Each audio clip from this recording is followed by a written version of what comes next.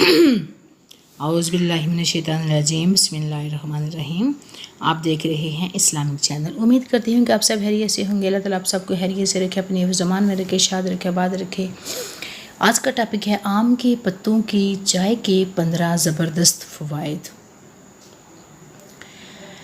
اگر blood pressure, گردے کی پتھری، پتے کی پتھری، ذیابیطس، ہائی بلڈ پریشر، بے چینی، گھبراہٹ، نزلہ زکام، کھانسی، دمے، آواز کا بیٹھ جانا، کان کا درد، پیچش، بھیندی کے امراض میں بہت مفید ہے۔